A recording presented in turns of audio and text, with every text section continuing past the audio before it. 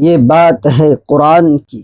کہاں ہے محمد کا وہ اللہ جسے کسی نے نہیں دیکھا، جو ہمارے ان 360 خداؤں کے سامنے کھڑے ہونے کی جرت کر سکے؟ یہ بات ہے نبی پاک صلی اللہ علیہ وسلم کے پردادا کی۔ مکہ والو، میں ہوں ہاشم عبد مناف کا بیٹا، اور ہم اللہ کے گھر کے محافظ ہیں۔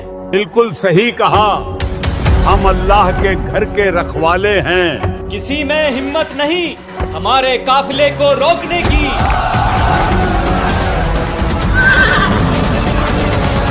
یہ بات ہے سورہ قریش کی۔ لإيلاف قريش إيلافهم رحلة الشتاء والصيف۔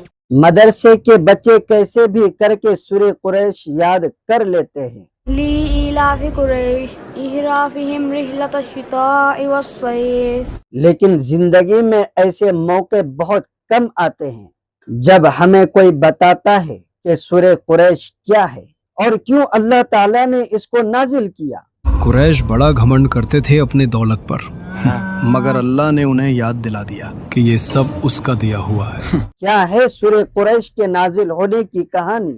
یاد ہے نبی کے پردادا ہاشم کا زمانہ، میں اس وقت بچہ تھا۔ اور کیسے قریش قبیلہ اتنا خود غرض ہو گیا کہ اللہ نے اس کو مثال بنا کر قرآن میں ہمیشہ کے لیے قید کر دیا۔ مکہ سے پیغام آیا ہے، اللہ نے قریش قبیلے کی غفلت کو لوگوں کے لیے سبق بنا دیا ہے۔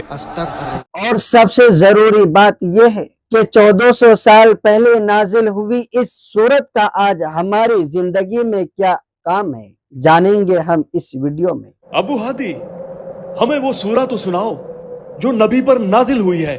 بسم اللہ الرحمن الرحیم۔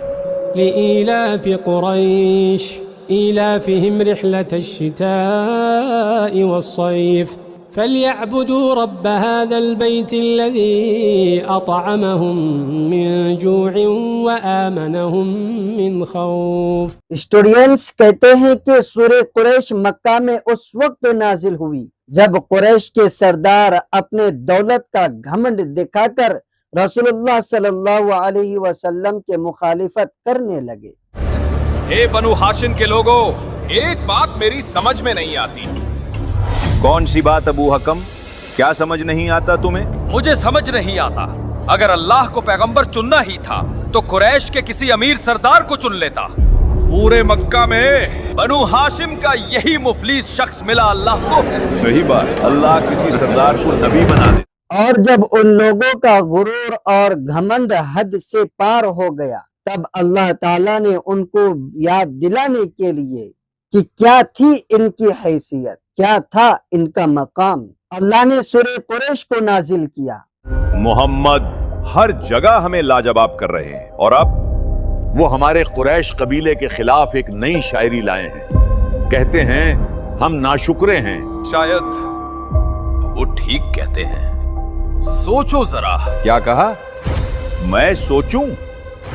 یہ مت بھولو کہ ہم عام لوگ نہیں بلکہ قریش کے سردار ہیں۔ کیا تم بھول گئے وہ زمانہ جب مکہ بھوک سے تڑپ رہا تھا، بدحال تھا؟ یہ بات ہے اصل میں رسول اللہ صلی اللہ علیہ وسلم کے پردادا ہاشم کے زمانے کی۔ یہ وہ دور تھا جب مکہ قحط کا شکار تھا، یہ وہ دور تھا جہاں آبادی کم تھی، اس کے باوجود لوگ بھوک سے تڑپ رہے تھے، ان کی ہر سانس اپنے آپ میں ایک سوال تھی۔ یہ وہ دور تھا جب لوگ ابراہیم علیہ السلام کی سکھائی توحید کو بھول چکے تھے۔ مکہ بت پرستی اور شرک کا گڑھ بن چکا تھا۔ کعبہ کے اندر اور اس کے آس پاس 360 بتوں کو رکھ دیا گیا تھا۔ دن رات لوگ ان بتوں کی پوجا کرتے، ان کو اللہ تک اپنی بات پہنچانے کا وسیلہ سمجھتے۔ اے ہبل، ہماری دعاؤں کا وسیلہ بن۔ اے ہبل، بچے بھوک سے مر رہے ہیں، رحم کر، رحم۔ یہ زمانہ اتنا مشکل تھا کہ لوگوں کو خوابوں میں بھی روٹیاں نظر آتی تھی۔ کل میں نے ایک خواب دیکھا، ہم دونوں بیٹھے تھے، پیٹ بھر کر روٹی کھا رہے تھے اور پھر سیر ہو کر ٹھنڈا پانی پیا۔ وقت اپنے رفتار سے چلتا رہا मक्का वाले देवताओं की पूजा करते रहे। वो अपने देवताओं से दिन रात भीख मांगते और उनकी इबादत करते। हमारी दुआ को अल्लाह तक पहुंचा दे। हुबल की शान सलामत रहे। मगर उनका कोई देवता काम न आया। धीरे धीरे इंसान और जानवर मरने लगे।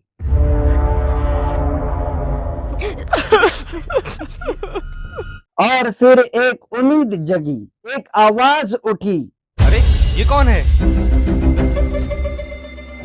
अब्दुल हाशिम, काबा के सरदार आ रहे हैं।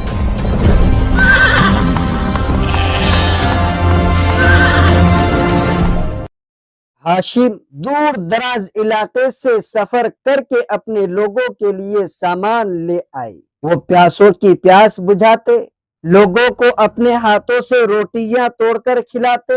अपने लोगों की खिदमत में उन्होंने दिन रात एक कर दी, लेकिन अब भी भूख के बादल ऊपर मंडराते रहे। हाशिम, कुछ दिन तो गुजर जाएंगे, लेकिन तुम्हें इस मुश्किल का मुकम्मल इलाज निकालना होगा। मक्का को एक ऐसे प्लान की जरूरत थी जिससे उस कहत को, उस भूख मरी को हमेशा के लिए खत्म किया जा सके। हाशिम सुबह शाम प्लान बनाते रहे, लोगों की फिक्र में घुलते रहे, जगह जगह जाकर बड़े बूढ़ों से राय लेते रहे कि शायद कोई रास्ता, कोई हल निकल आए। मैं अपने लोगों को इस हाल में नहीं देख सकता। आप सब बुजुर्ग हैं मक्का के, कोई रास्ता दिखाइए। पर कोई भी इस परेशानी से निकलने का रास्ता न दिखा सका। हमारी समझ में कुछ भी नहीं आ रहा है, कैसे निकलें इस मुसीबत से। इस इलाके के बारे में तुम तो जानते हो। मक्का एक रेतीला इलाका था। वहाँ न फल पैदा होते थे और न सब्जी, न सोने की खदान थी और न हीरे जवाहिरात की। चारों तरफ बस रेत ही रेत थी और मुट्ठी भर भूखे लोग। वो करते भी तो क्या करते। वक्त यूं ही गुजरता रहा, ना जाने कितनी जिंदगियां मौत के हवाले हो गई। हाशिम गोरो फिक्र में डूबे रहे और फिर एक दिन उन्हें ख्याल आया कि मक्का वालों की सबसे बड़ी ताकत अल्लाह का घर काबा है। ये मैंने पहले क्यों नहीं सोचा? ये तो सबसे बड़ी ताकत है। और इसी काबा का नाम इस्तेमाल करके वो मक्का का पहला तिजारती सफर पर गए। कबीले वालों, हम कारोबार करेंगे। सर्दियों में यमन का सफर करेंगे और गर्मियों में सीरिया का। ये क्या कह रहे हैं? ताज्जुब है। ये बात तो कभी सुनी नहीं। हद है। उस ऐलान को सुनकर मक्का वालों के होश उड़ गए, क्योंकि आज तक किसी ने ऐसी बात नहीं सोची थी। हाशिम का ये ऐलान असल में मौत का पैगाम था। क्या ये ऐसी बात नहीं जैसे हम खुद अपनी मौत को दावत दे रहे हों? हाँ बिल्कुल। पागलपन है, पागलपन। शाम ढलते ही डाकू हमारा माल लूट लेंगे और हमें कत्ल कर देंगे। कबीला वालों की ये बातें सुनकर हाशिम मुस्कुरा दिए। उन्होंने उन सब को समझाया कि परेशान होने वाली कोई बात नहीं। हम उस अल्लाह के घर काबा के मुहाफिज हैं, हम पर कोई हाथ नहीं डाल सकता। बिल्कुल सही कहा, हाशिम ठीक कहता है। हम पर कोई हाथ नहीं डाल सकता, हम हैं कुरैश।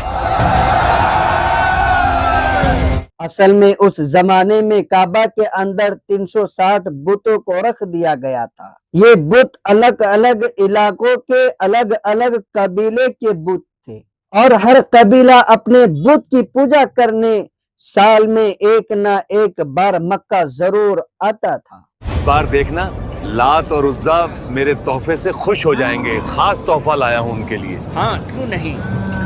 तो अगर कोई कबीला कुरैश के काफिले पर हमला करता तो उसे इस बात का जरूर डर लगा रहता कि कहीं ऐसा ना हो कि कुरैश वाले उनके बुत को कोई नुकसान पहुंचा दे या उनके बुत को काबा से निकाल कर फेंक दे, क्योंकि साल में एक बार तो उनको अपने बुत की पूजा करने के लिए मक्का जाना ही था। ने अगर जरूरत भी की तो निकाल देंगे उस कबीले के बुत को। हाँ बिल्कुल। और जब ये बात सबको समझ आ गई तो कुछ ही दिनों में सफर की तैयारी कर ली गई। सफर लंबा है मेरे बेटे। बाबा आप फिक्र ना करें, मैं जल्द लौटूंगा, बस इजाजत दें।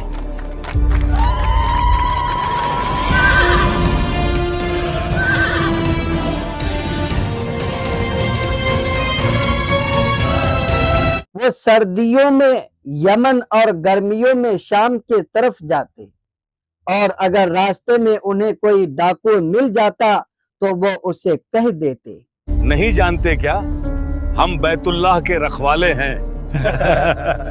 یہ بات سن کر ڈاکو شرمندگی اور خوف سے سہم جاتے۔ مجھ سے بہت بڑی بھول ہو گئی، معاف کر دیجئے۔ کوئی بات نہیں، لیکن آگے سے خیال رہے۔ بے خوف ہو کر آگے بڑھو پوری رفتار سے۔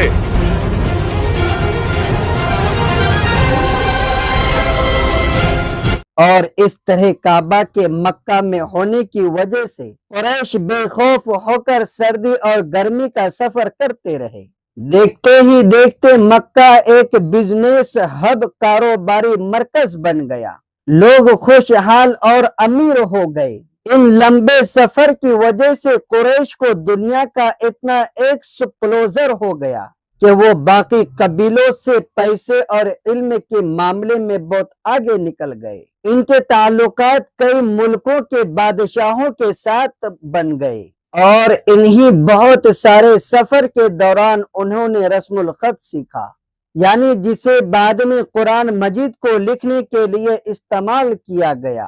یہ رسم الخط میں نے سردی اور گرمی کے سفر کے دوران سیکھی ہے۔ ہاشم اللہ کو پیارے ہو گئے، لیکن یہ سردی اور گرمی کے سفر کا سلسلہ چلتا رہا۔ دیکھتے ہی دیکھتے کچھ ہی سالوں میں مکہ اتنا بڑا کاروباری کا مرکز بن گیا کہ یمن کے حاکم ابرہہ نے ہاتھیوں کے فوج کے ساتھ مکہ پر چڑھائی کرنے کا فیصلہ کر لیا۔ اس نے یہ ارادہ کر لیا کہ وہ اللہ کے گھر کعبہ کو توڑ دے گا، کیونکہ وہ چاہتا تھا کہ مکہ کی جگہ یمن کاروبار کا مرکز بنے، جس کے بارے میں ہم اگلی ویڈیو میں بات کریں گے، تو سبسکرائب۔ اور جب اللہ تعالیٰ نے رسول اللہ صلی اللہ علیہ وسلم کو نبوت کا حکم دیا تو یہی قریش اپنے دولت کا زور دکھا کر ان کی مخالفت کرنے لگے۔ تب اللہ تعالیٰ نے سورہ قریش کو نازل کیا تاکہ انہیں یہ یاد دلا سکے کہ وہ بھوک سے تڑپ رہے تھے۔ تب اللہ نے ان کو اپنے گھر کی وجہ سے اتنا بڑا مقام دیا، وہ اتنی عزت والے ہوئے۔ قریش والوں کا میرے دربار میں ہمیشہ استقبال ہے۔ یہ تھی سورہ قریش کے نازل ہونے کے پیچھے کی کہانی۔ ابو ہادی، ہمیں وہ سورہ تو سناؤ جو نبی پر نازل ہوئی ہے۔ بسم اللہ الرحمن الرحیم۔ لإيلاف قريش إيلافهم رحلة الشتاء والصيف فليعبدوا رب هذا البيت الذي أطعمهم من جوع وآمنهم من خوف۔ چلیے اب اس سورت کو آسان انداز میں سمجھتے ہیں۔ تو دیکھیے، سب سے پہلے یہ سمجھنا بہت ضروری ہے، اس پوری سورت میں اللہ تعالیٰ قریش سے بات نہیں کر رہے ہیں، بلکہ قریش کی بات کر رہے ہیں، یعنی کہ تھرڈ پرسن میں بات ہو رہی ہے، جو کہ اپنے آپ میں ایک بہت بڑا اشارہ ہے کسی سے ناراض ہونے کا یا کسی سے خفا ہونے کا۔ جیسے اکثر ہوتا ہے، جب ہم کسی سے ناراض ہوتے ہیں تو ہم کیسے بات کرتے ہیں؟ ہم کسی اور کو بولتے ہیں کہ اسے کہہ دو کہ میرے سامنے نہ آیا کرے، مجھے اس سے بات کرنا پسند نہیں، تو یہ تھرڈ پرسن میں بات کرنا ہوتا ہے۔ اب دوسرا پوائنٹ یہ ہے کہ یہاں پر کسی ایک انسان کی بات نہیں ہو رہی ہے، بلکہ یہاں پوری قوم کی بات ہو رہی ہے، قریش قبیلے کی بات ہو رہی ہے۔ تو چلیے اب سورہ قریش کو سمجھتے ہیں۔ آیت نمبر 1 اور 2 ایک جیسے ہیں، اس لیے ہم دونوں کو ساتھ میں سمجھتے ہیں۔ لِإِيلَافِ قُرَيْشٍ إِيلَافِهِمْ رِحْلَةَ الشِّتَاءِ وَالصَّيْفِ، یعنی قریش بہت زیادہ مانوس ہو گئے سردی اور گرمی کے سفر سے۔ یہ تو ہو گئی ایک اوپری بات، اب ذرا ہلکا سا اس کی گہرائی میں جب آپ اتریں گے تو آپ دیکھیں گے یہ جو ایلاف کا لفظ ہے تو اس کا مطلب ہوتا ہے کسی چیز کا عادی ہو جانا، جیسے سردی ہو یا گرمی ہو، ہمیں کام پر جانے کی عادت ہو چکی ہے۔ بالکل اسی طرح یہاں پر یہ بات کی جا رہی ہے کہ عادت ہو گئی قریش کو سردی اور گرمی کے سفر کی۔ اب ایک ہی بات کو دو بار بولا جا رہا ہے، عادت ہو گئی، عادت ہو گئی۔ عبدل میرے بھائی، کس قدر سردی ہے، مگر ان سفروں کا اپنا ہی مزہ ہے۔ اصل میں ہمیں عادت ہو گئی ہے۔ جب آپ اس میں لام کو دیکھیں جو شروع میں یہاں پر لام استعمال کیا گیا ہے، اس کے دو مطلب ہوتے ہیں۔ پہلا مطلب تو یہ ہے کہ بڑا تعجب کا اظہار کیا جا رہا ہے، اللہ تعالیٰ تعجب سے بول رہے ہیں کہ تعجب ہے، اتنی عادت ہو گئی کہ وہ اللہ کو ہی بھول گئے۔ اور اس کا دوسرا مطلب کیا بنتا ہے؟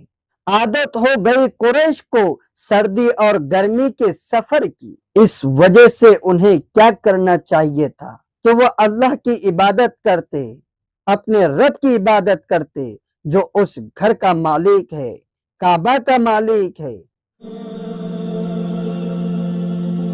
تو جب ہم اس آیت پر غور کرتے ہیں تو ہم دیکھتے ہیں کہ رحلہ کا مطلب ہوتا ہے سفر اور شتائی کا مطلب ہوتا ہے ٹھنڈ۔ اب سوچنے کی بات یہ ہے کہ یہاں پر اللہ تعالیٰ نے یہ کیوں کہا کہ سردی اور گرمی کے سفر کی عادت ہو گئی؟ اللہ یہ بھی کہہ سکتے تھے کہ گرمی اور سردی کے سفر کی عادت ہو گئی، لیکن یہی کیوں کہا جا رہا ہے کہ سردی اور گرمی کے سفر کی عادت ہو گئی؟ ہم پر سردیاں آسان ہیں۔ بے خوف ہو کر آگے بڑھو پوری رفتار سے۔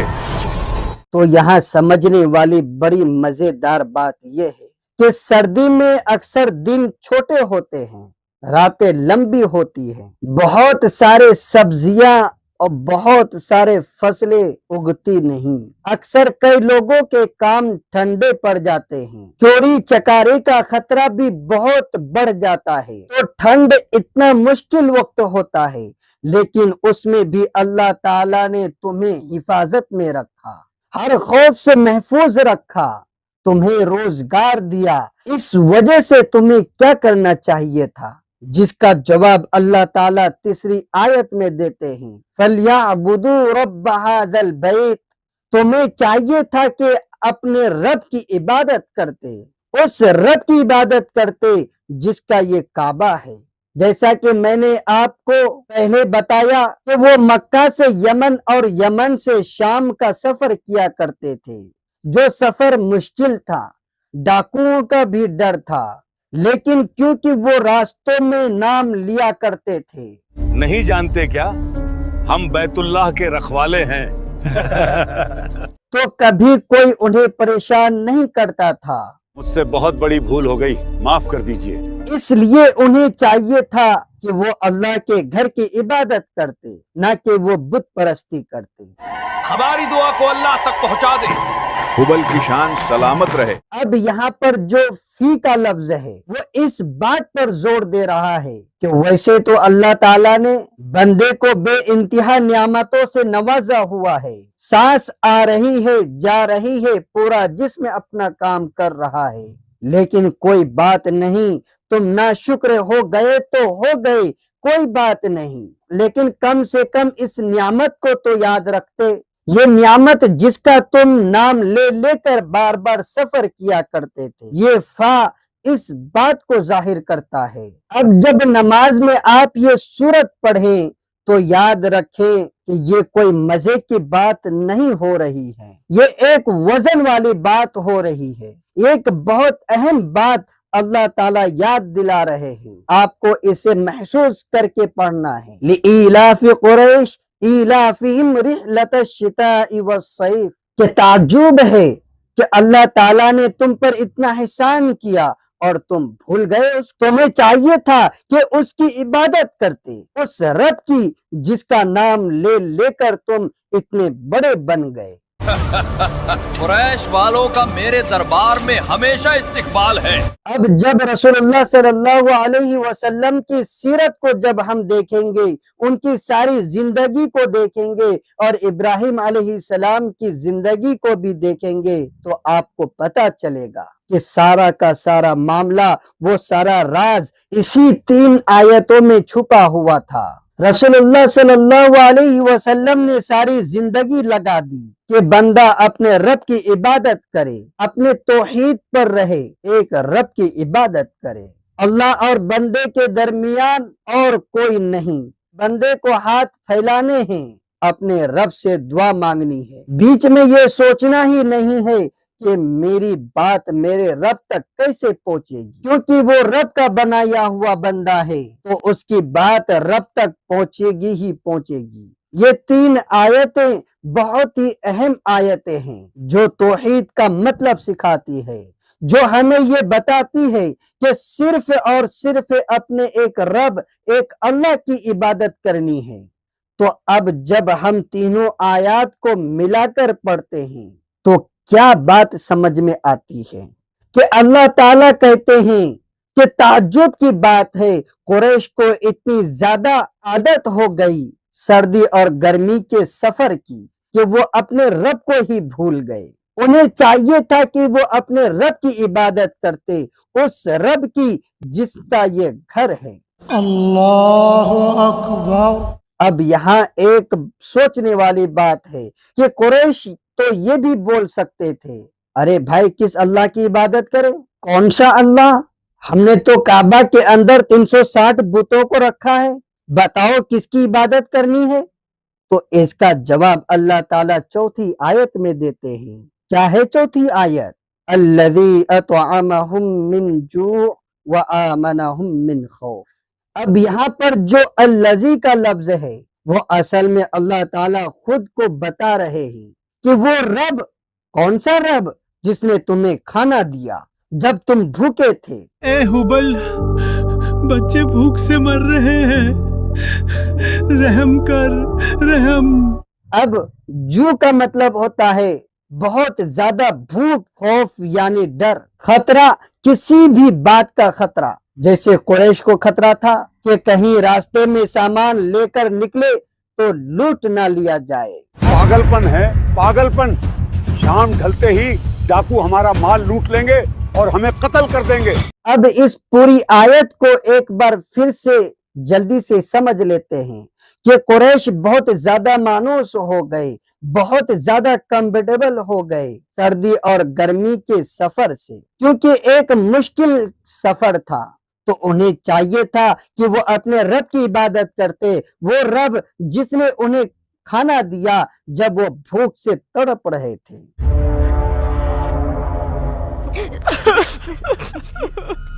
अब समझने की बात यह है कि ये तो 1400 साल पुरानी सूरत है, इसके अंदर कुरैश की बात हो रही है, मेरे किस काम की है या मुझे इससे क्या सीखना है। लेकिन क्योंकि कुरान अल्लाह ताला की किताब है और वो सारी उम्मत के लिए ता क़यामत तक नाजिल किया गया है, तो आज हमारी जिंदगी में उसका रेलेवेंस ये है कि सूरह कुरैश एक आईना है, हमें ये सिखाता है जब अल्लाह ताला आपको कोई नियामत देता है और आप गफलत का शिकार हो जाते हो, तो आप असल में कुरैश की कौम वाले रास्ते पर चलने लगते हो। उम्मीद करता हूँ वीडियो पसंद आई होगी। मिलते हैं फिर अगली वीडियो में। अल्लाह हाफिज। अबू हादी, हमें वो सूरा तो सुनाओ जो नबी पर नाजिल हुई है। बिस्मिल्लाहिर्रहमानिर्रहीम। लिइलाफि कुरैश इलाफिहिम रिहलतश शिताइ वस्सैफ फलयअबुदू रब्ब हाज़ल बैतिल्लज़ी अतअमहुम मिन जू'इन व आमनहुम मिन खौफ।